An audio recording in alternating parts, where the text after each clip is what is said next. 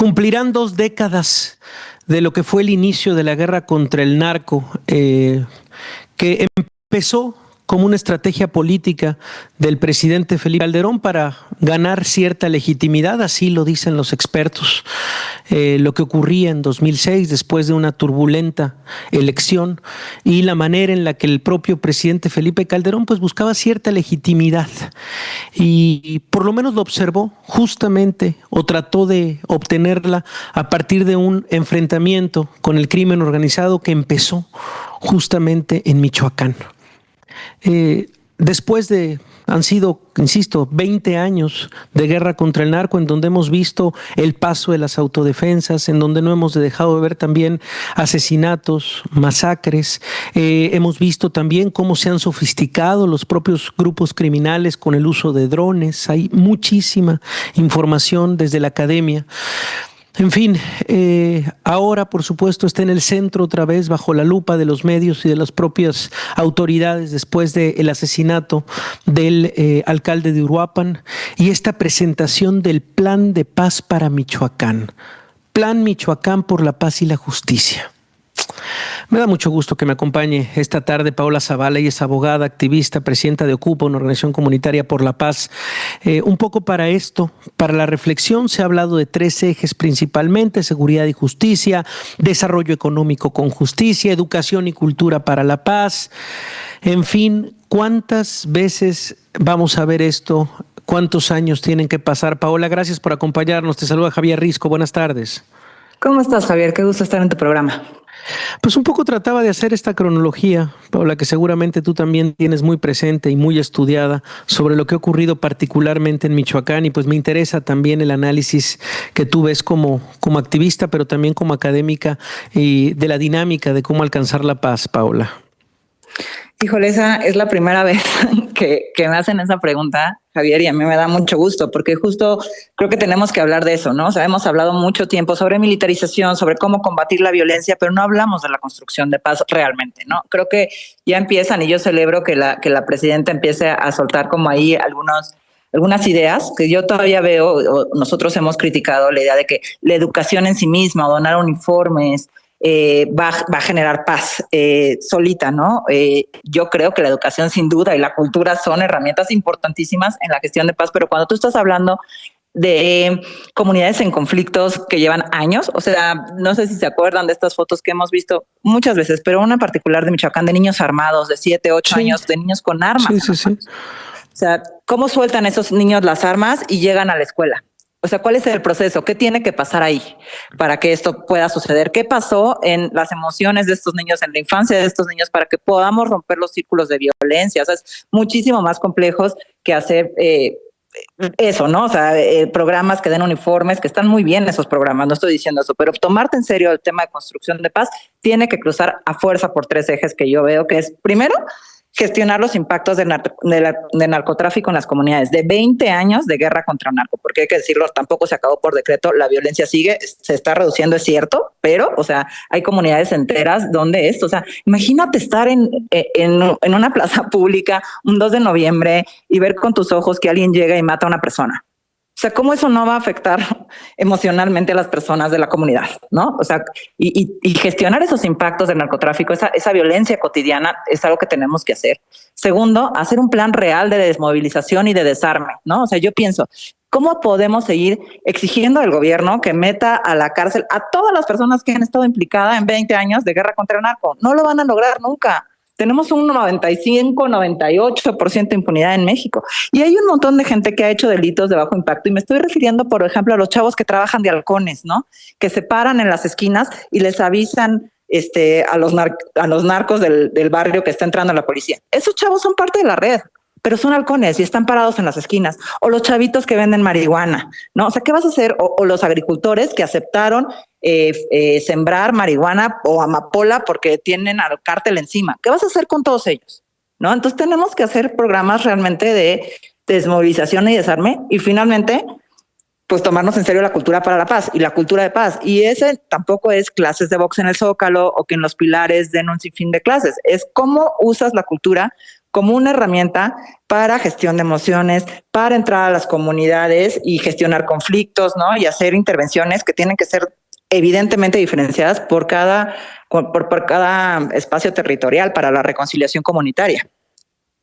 Sí, leemos. La presidenta adelantó que se instalarán oficinas de la presidencia en varios municipios, que el plan incluirá acciones para mejorar los salarios del campo, generar empleos, becas para jóvenes, promover actividades deportivas y culturales. Destacó que la paz no se impone con la fuerza, es lo que dijo la presidenta, sino con justicia y desarrollo. Pero insisto, a ver, la paz tampoco es buena voluntad, y menos en un lugar tan violento y como lo acabas de describir, en el cual el sábado pasado asesinaron a un alcalde. Hace 3 semanas también éramos testigos del asesinato de Bernardo Bravo en Michoacán, este empresario y productor de limones que alzó la voz, que coordinaba y congregaba varias voces empresariales. En fin, parecería de una complejidad que tendría que venir acompañada de ¿qué, Paola? ¿De qué tendría que venir? Tendría que ser más bien una revisión integral por parte de las policías locales, tendría que haber mucho mayor presupuesto, como lo acabas de decir, en temas de mejoras en la salud, de mejora en la educación. Parece de una complejidad brutal y más bien de buenas intenciones, Paola. Mira, yo celebro que la presidenta tenga estas ideas y esté donando 17, bueno, no donando, pero digamos, poniendo 17,000 millones de presupuesto en esto. Yo haría una secretaría, instituto, no sé qué, algo, o sea, un organismo encargado de diseñar y dirigir una política nacional de construcción de paz, ¿no? O sea, que tenga sus indicadores, ¿no? Y que haya también un tema de reconciliación social. Y ahí tenemos que pensar en, por ejemplo, nos surge un programa de atención a infancias y juventudes que han estado expuestas con el conflicto armado, ¿no? Al fin de, como te decía, romper estos círculos de violencia y que estas infancias y juventudes puedan lograr una vida pacífica, ¿no? Y estoy pensando en niños que forman parte de los grupos delictivos porque son reclutados forzosamente por sus familias o por el mismo crimen organizado. O niñas y niños y adolescentes que se han quedado huérfanos porque sus papás eran militares o eran policías o eran narcotraficantes. ¿Qué vamos a hacer con esas infancias? Sí. O con los que están en prisión, ¿no? O sea, los que tienen madre, padre en prisión, ¿qué creemos que van a hacer estos niños? ¿Qué herramientas tienen para poder romper la violencia? Y son procesos profundos, emocionales. No solo es con ir a la escuela. Lograremos mucho si van a la escuela, pero hay que trabajar con ellos de manera integral y son súper complejos, ¿no? Otra cosa que se me ocurre. Sí, hay ejemplos, perdón, Paola, hay ejemplos en donde sí haya funcionado un programa de paz. Sabemos que es algo que tú has estudiado también hasta el cansancio, pero esas referencias que podrían ayudarnos a decir, bueno, esto en lo local funcionó. Sí, en Colombia, con el presidente Santos, que hasta Premio Nobel de la Paz es, le invirtió muchísimo a estos programas, ¿no? A todo lo que te platicaba de programas, por ejemplo, de desarme y de desmovilización, ¿no? Entonces trabajaba mucho justamente en que la desmovilización incluía a las familias, ¿no? O sea, ¿cómo le haces para que estos niños no vayan a replicar lo que vieron en casa? Todos sabemos que uno aprende de lo que ve. Entonces, estos niños y niñas y jóvenes pues si sus papás están vinculados en la violencia por la razón que sea, pues muy probablemente la vayan a replicar. Y cuando tú tienes unas ya comunidades que normalizan la violencia, porque es que si no la normalizas te mueres. Sí. O sea, ¿no? A ver, Paola, vamos a una pausa, pero hablemos de esta normalización regresando del corte. Seguimos hablando con Paola Zavala, vamos a una pausa y regresamos. Oyes, Luis.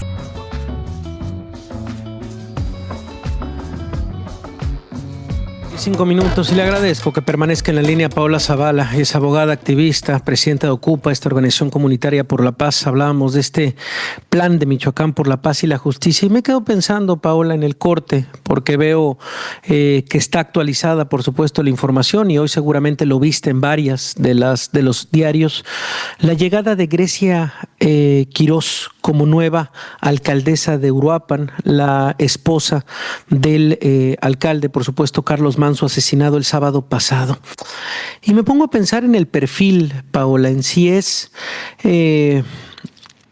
¿Qué podría pensar como ciudadanía? ¿Qué significa también que el propio gobernador diga, la haya apoyado, que la presidenta también haya dado este visto bueno de la esposa del alcalde asesinado ahora como nueva alcaldesa de Uruapan? ¿Qué pensar de eso también? De cómo se distribuye o cómo llega el poder a una persona, cómo se encarga ahora de ser la alcaldesa de un municipio muy importante, tal vez la segunda ciudad más importante del estado, llegar a ese cargo también lo que significa, Paola. Bueno, yo creo que políticamente es claro, ¿no? El mensaje es como calmar las aguas, permitir el legado de Carlos, que el legado y la visión de Carlos Manso siga en Uruapan. La verdad, yo no conozco cómo están las leyes locales en electorales en Michoacán. No sé si se pueda designar así a un presidente municipal. Ante la ausencia, por lo menos de acuerdo a la ley estatal, ante la ausencia, el Congreso es el que tiene que nombrar a un nuevo sustituto. Esa, digamos, era la ley y es por eso que llega ella a la alcaldía directamente nombrada por el Congreso de acuerdo a un acuerdo político. Pues a mí me parece un buen gesto, la verdad. O sea, creo que es acertado si ella quiere y tal. Me parece un buen gesto porque es parte justamente de esto de fortalecer, ¿no? La reparación colectiva de lo que sucedió ahí, ¿no?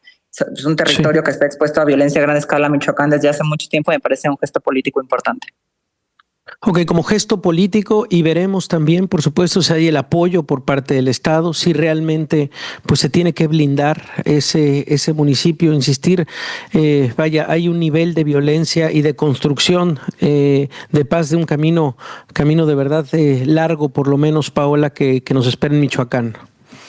Y en Sinaloa y en casi todo el país, ¿no? En Guanajuato, o sea, ahora fue el escándalo en Michoacán y voltearon a ver los ojos ahí, pero yo sí insistiría que una política de construcción de paz es una política especializada y que se la deben de tomar más en serio de la atención a las causas. Digamos, el primer paso que dio el presidente Andrés Manuel López Obrador, decirle las causas, ¿no? Entonces la pobreza, está muy bien, la educación, está muy bien, pero ahora tenemos que hablar de especialización. ¿Qué está pasando en cada una de las comunidades? ¿Cómo se está degradando la comunidad? ¿Qué necesitan en reparación? ¿Cómo puedes fortalecer que, además, en muchas de estas comunidades hay conflictos internos, ¿no? Dentro de la misma comunidad. ¿Cómo puedes hacer procesos para resolver estos conflictos internos de manera pacífica? O sea, entrar a eso significa especializar y transversalizar y diferenciar los conflictos que hay en Guanajuato, de los que hay en Michoacán, de los que hay en Tamaulipas, ¿no? Y entrar a las comunidades ganándote la confianza y teniendo programas especializados. Sí, incluyen mucha neurociencia y mucho trabajo con las víctimas. De verdad, son procesos a mediano y largo plazo y todo el mundo, pues queremos la paz ya ahorita, pero reshacer un tejido social que ha sido violentado y romper esos círculos de violencia requiere mucha seriedad, mucho presupuesto y mucha continuidad. Bueno, pues Paola, te agradecemos de verdad este análisis, esta plática. Justo queremos detenernos en eso. Luego se va con la coyuntura, con la declaración, pero bueno, queremos ir un poco más allá, con más profundidad y te agradecemos este análisis. Te mando un abrazo, Paola. Muchísimas gracias. Un saludo a la auditoria. Bueno, pues es Paola Zavala y es abogada, activista y presidenta de Ocupa, esta organización comunitaria por la paz. Vamos a lo que sigue.